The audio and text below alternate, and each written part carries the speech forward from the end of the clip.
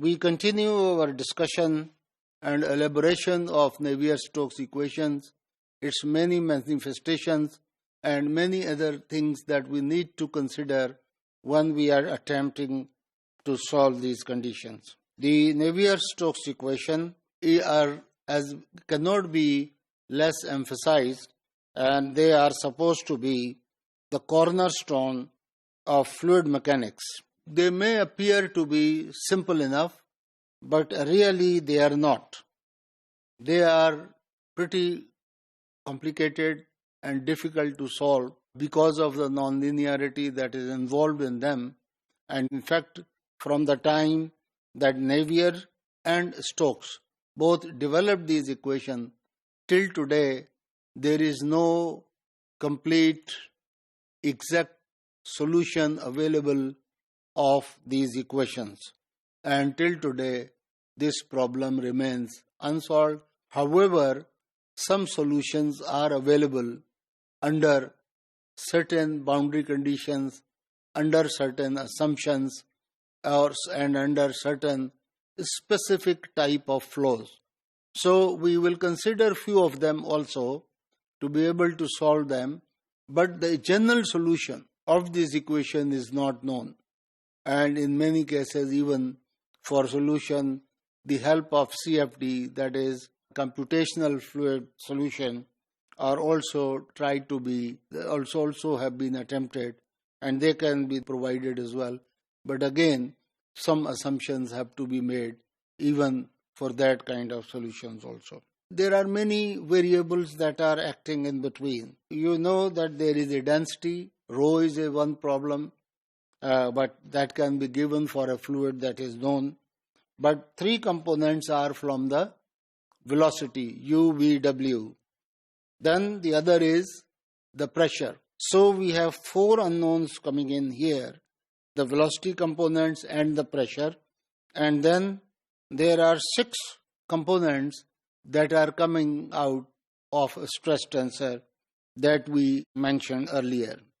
So the equation, again, written in Cartesian coordinates in XY directions, can be written as this, and this is available, and we should always keep it handy when we are trying to solve the problem, and this makes our starting point. Remember that this is incompressible continuity equation for steady motion.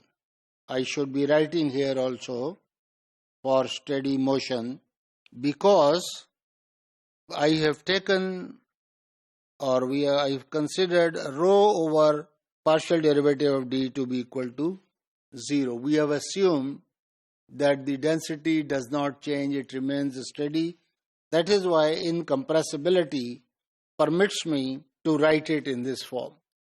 So continuity equation for compressible fluids reduces to this form, which can also be written as divergence of V is equal to 0. And this del is a vector. So vector dot vector is permissible and is equal to 0. And in component form, we write the continuity equation in this for incompressible fluid. And then these are the three components in different directions, in X, Y, Z directions. We write this equation in different formats. In cylindrical polar coordinates, because many times we may have to address a problem that is taking place in a cylindrical geometry, like in circular pipes, like in blood flow in arteries, and so on. So cylindrical fluids are concerned, and then sometimes we need to consider them with spherical polar coordinates, and therefore these equations should be available. We should keep it with us before we start solving a problem, and therefore if they are handy, they are very useful. So you will see them available in standard textbooks in different formats. Here are the equation in cylindrical polar coordinate r theta z. This is continuity equation. This is r component of the Navier-Stokes equation. See how many terms are appearing. And that is because of the nature of the polar coordinates. The theta component is such a long equation. And again, that is because of the things. And these expansions are standard transformations that we make when we are studying multivariate calculus or even the ordinary calculus. And in trying to do integration, carry out integration, we have met a number of times double integral, triple integral, where we cannot solve a problem until we transform the coordinate system from x, y, z to r, theta, z, and so on. So this transformation of del or del square is a standard transformation that are available readily, and we carry them out in our elementary courses of fluid when we are considering the vector calculus. The stress tensor components can be shown here for cylindrical polar coordinates. They are written here. You can see the tau r, r, the tau theta, theta, the tau z, z, and so on. And then in expanded form, if for r theta z, for the cylindrical coordinates, the whole term, the whole matrix is what you see on the screen.